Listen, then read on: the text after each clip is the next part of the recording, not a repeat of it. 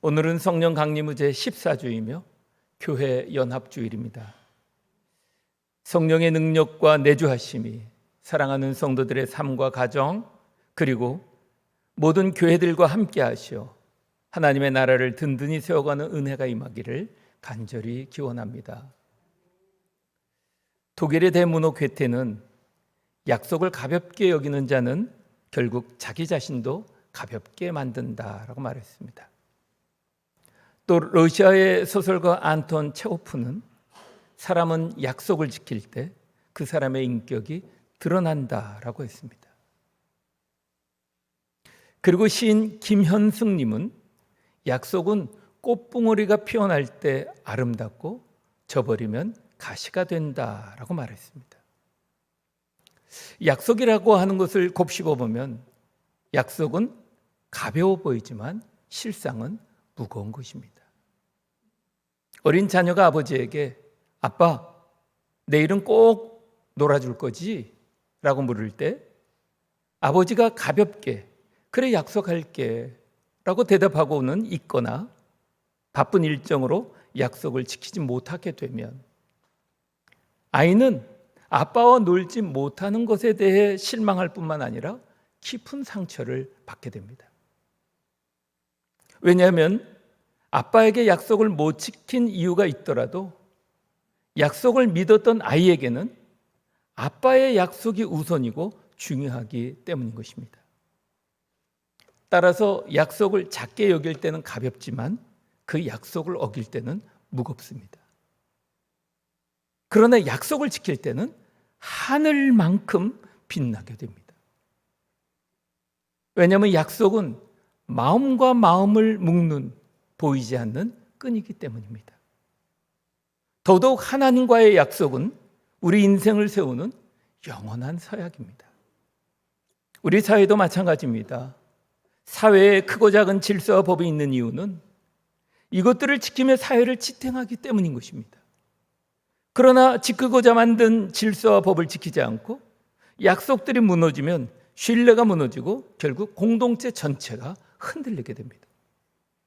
결국 약속은 단순한 말이 아니라 그 사람의 인격과 신앙 그리고 공동체의 미래를 세우는 초석이 되는 것입니다. 느헤미야서에서 만나는 우리 이스라엘의 정치, 경제 또 영적 배경도 마찬가지입니다. 하나님과의 언약이 무너진 채 바벨론 침공으로 포로가 되었고 고국의 성전과 성벽이 무너지고 그리고 고통 속에 신음하고 있었습니다. 이 기가 막히는 소식을 듣게 된 느헤미야는 고국의 아픈 상태를 자신의 책임으로 끌어안고 귀환하여 백성들을 독려하며 함께 무너진 성벽을 재건하게 되었던 것입니다. 따라서 느헤미야가 성벽을 재건한 근본적인 이유가 있다면 하나님과의 언약을 회복하는 데 있었다는 것입니다.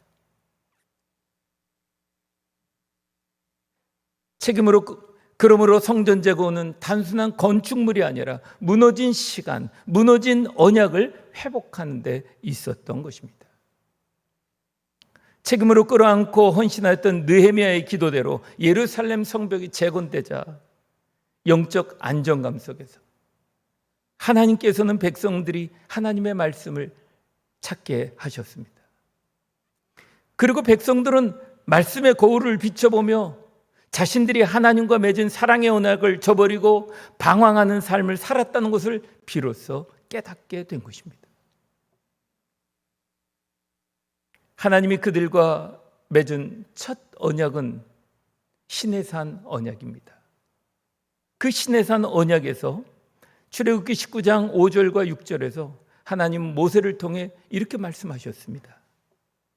세계가 다 내게 속하였나니 너희는 내 말을 잘 듣고 내 언약을 지키면 너희는 모든 민족 중에서 내 소유가 되겠고 너희가 내게 대하여 제사장 나라가 되며 거룩한 백성이 되리라고 하셨습니다.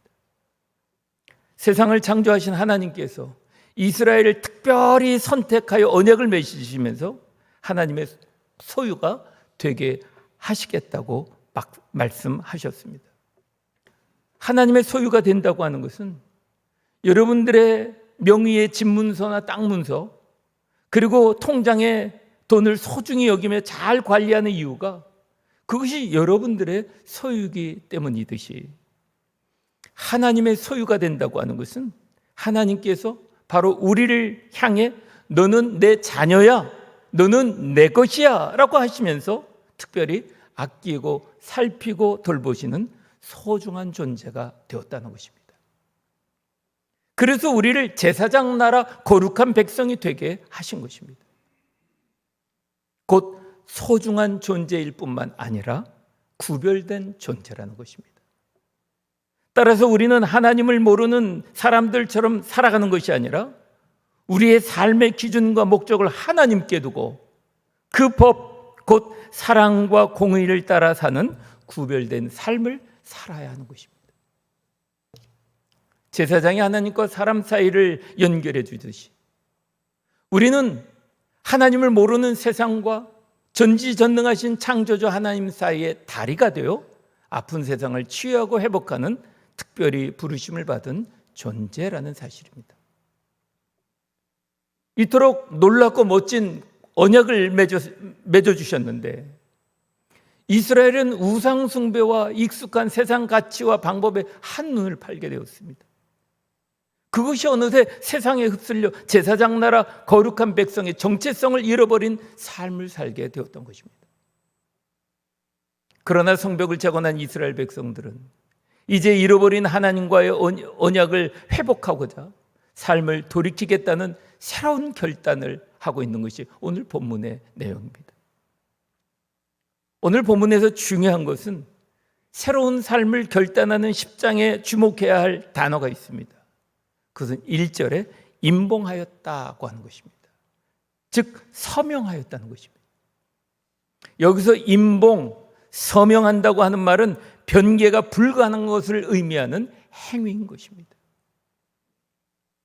따라서 10장에서 서명한 명단은 과거의 타락한 생활을 청산하고 자신들의 범죄로 말미암아 파기되었던 모세의 언약을 갱신하는 엄중한 서약을 나타나는 행위요 시간인 것입니다. 그리고 놀라운 것은 느헤미야만이 아니라 28절과 29절을 보면 모든 백성들까지 이 결단에 서명하였다는 것입니다. 즉 공동체 전체가 언약갱신에 자발적인 결단을 하는 역사가 일어나게 된 것입니다. 우리는 여기서 백성들의 결단을 통하여 깨닫게 되는 것이 있습니다. 29절에 보면 다 맹세하기를 이라고 하듯이 회복은 하나됨에서부터 시작된다고 하는 것입니다. 즉 언약을 지키는 일에 자발적으로 그리고 적극적으로 공동체 전체가 함께하였다는 것입니다. 그렇다면 그들이 결단한 구체적인 결단은 무엇일까요? 30절에 보면 거룩한 정체성 회복이었습니다. 그들은 먼저 세상과 구별을 선언합니다. 정체성을 회복하기로 결단합니다. 그 하나로 30절에 이방인과 통혼을 금지하겠다고 결단하고 있는 것입니다. 이 결단은 단순히 결혼만의 문제를 의미하는 것이 아니라 이제 하나님의 법을 따르는 신앙으로 세상의 가치와 우상 숭배와 타협하지 않겠다는 선언이요 결단인 것입니다. 이 지점에서 우리는 말씀의 다리를 건너 우리 시대에서 세상을 보는 입장에 대하여 생각해 보게 됩니다. 우리는 세상과의 관계에 대해서 세 가지 견해를 갖게 됩니다. 하나는 세상과 대립하며 단절하는 태도입니다. 세상과 갈등하는 관계 혹은 무관심의 관계를 말합니다. 또 하나는 타협하며 적당히 섞여 사는 태도입니다. 이런 들었다하리 저런 들었다하리 하며 한 발은 세상에 한 발은 교회에 두고 양다리 걸치듯 주님의 가르침을 인간의 말로 상대화시키며 세상과 타협하는 삶입니다. 또 하나는 세상 속에 들어가 빛과 소금으로 살아가는 태도입니다. 곧 그리스도의 진리로 세상 속에 들어가 적극적으로 참여하고 개혁하는 빛과 소금으로 살아야 한다는 태도입니다. 이 세 입장 가운데 우리가 견지해야 할 입장이 있습니다. 그리스도인은 먼저 세상에서 나와 교회로 부르심을 받은 사람들입니다. 동시에 그리스도인은 그 교회에서 나와서 세상 속으로 들어가는 사람들입니다. 토마스 길레스비는 이렇게 말했습니다. 하나님은 세상에서 분리된 건물이 아니라 세상 속으로 보내어진 사람들 가운데 거하신다라고 말하였습니다. 따라서 우리의 사명은 세상과 담을 쌓는 것도 아니고 세상과 타협하는 것도 아니라 그리스도의 진리로 세상 속에 들어가 생활 속 신앙인으로 곧 빛과 소금이 되어 세상을 변화시키며 하나님의 나라가 이 땅 위에 실현되도록 하는 삶인 것입니다. 따라서 이방인과 통혼을 금지하였다는 것은 단순한 민족적 배타성이 아닌 것입니다. 우리 시대 우리 그리스도인들에게 이 말씀은 세상의 가치와 믿음의 가치를 섞어 타협하지 말라는 도전의 말씀인 것입니다. 우리의 결혼, 우리의 가정, 우리의 사업, 우리의 우정 속에서 하나님을 향한 순결한 믿음을 우선으로 삼고 우리를 통해 하나님의 사랑과 공의가 나타나도록 세상보다 더 높은 윤리와 가치로 빛과 소금으로 살아가는 우리 복된 성도들이 되시기를 주님의 이름으로 간절히 축복합니다. 다음은 31절에 보면 안식일과 안식년을 지키겠다는 결단입니다. 31절에 혹은 이 땅 백성이 안식일에 물 하나 식물을 가져다가 팔려 할지라도 우리가 안식일이나 성일에는 사지 않겠다라고 결단합니다. 안식일은 하나님께서 창조하실 때 창세기 2장 2절에 일곱째 날은 안식하느니라 라고 하셨고 출애굽 후 율법은 안식일에 노동을 멈추고 하나님께 예배하는 날로 정하였습니다. 율법의 본래 목적은 하나님이 창조 주시며 구원 주시며 우리의 주님이심을 기억하고 고백하는 날이었던 것입니다. 오늘날 우리에게 안식일의 의미는 무엇일까요? 주님의 부활의 날인 주일을 안식일 성취로 지키며 예배를 최우선으로 하며 우리를 죄에서 구원하시기 위하여 십자가에 죽으시고 사흘 만에 부활하신 예수 그리스도를 주인으로 인정하며 그분을 찬양하고 예배하는 날입니다. 따라서 안식일은 단순히 일하지 말라는 족쇄 같은 법이 아니라 쉼을 통한 하나님과의 관계 회복에 있다는 것입니다. 특별히 과로와 경쟁 시대에 하나님 안에서의 쉼과 함께 예배를 통해 하나님으로부터의 새 힘을 얻는 관계 회복을 의미하는 것입니다. 그러므로 안식일을 지킨다고 하는 것은 내 삶을 내가 책임지는 것이 아니라 하나님께서 내 삶을 책임지신다는 것을 경험하고 고백하는 은혜의 삶인 것입니다. 주님으로 오롯이 예배하는 성도 여러분, 바쁘게 돌아가는 세상 속에서 예배 없는 쉼은 진짜 쉼이 아닙니다. 또한 쉼 없는 예배도 온전하지 않은 것입니다. 예배 속에서의 쉼이 참된 안식입니다. 이 참된 안식을 통해 우리 인생을 책임지시는 하나님의 은혜와 사랑을 경험하고 누리는 그리고 고백하는 복된 그리고 행복한 성도들의 삶이 되시기를 주님의 이름으로 간절히 축복합니다. 또 안식년을 지키기로 결단합니다. 31절 하반절에 제7년마다 땅을 쉬게 하고 모든 빚을 탕감하리라고 합니다. 안식년의 본래 의미는 7년에 한 번 땅을 쉬게 하고 빚을 탕감하고 종을 자유케 하는 제도였습니다. 즉 안식년은 토지의 안식, 빚의 면제, 자유와 회복을 통해 하나님이 주권자이시오 사회적 정의와 평등, 쉼과 회복의 은혜를 누리게 하는 제도였습니다. 말씀의 다리를 건너 경제적 효율성을 강조하는 우리 시대에 안식년은 하나님이 주신 생태적, 사회적 균형을 회복하는 삶을 살아가는 것, 곧 풀어주고 용서하며 사랑의 관계를 회복해가는 것, 다시 말하면 자유와 용서와 사랑의 영성을 실천함으로 모든 관계를 회복해가는 것을 의미하는 것입니다. 성도 여러분, 나를 용서하신 하나님이 내 인생의 주인이심을 고백하며 우리의 삶 속에 하나님의 자유와 용서와 사랑의 영성으로 살아가는 성숙한 교회, 성숙한 성도들이 되시기를 주님의 이름으로 간절히 축복합니다. 그리고 마지막으로 32절부터 33절에는 성전세에 대해서 말합니다. 35절부터 37절까지는 첫 열매 드림에 대해 이야기합니다. 37절부터 39절에는 11조 드림에 대한 결단을 이야기하고 있습니다. 먼저 성전세는 성전 운영과 제사를 위한 의무적인 헌신을 다하겠다는 결단입니다. 그것은 회목과 성전이 유지되려면 재정이 필요했기 때문인 것입니다. 성전세의 결단은 나 하나만 잘 믿으면 된다라고 하는 개인주의의 신앙을 넘어 교회 공동체의 사역을 위해 각양의 헌금을 들으며 공동 책임을 갖는 참여적 신앙의 성숙한 결단인 것입니다.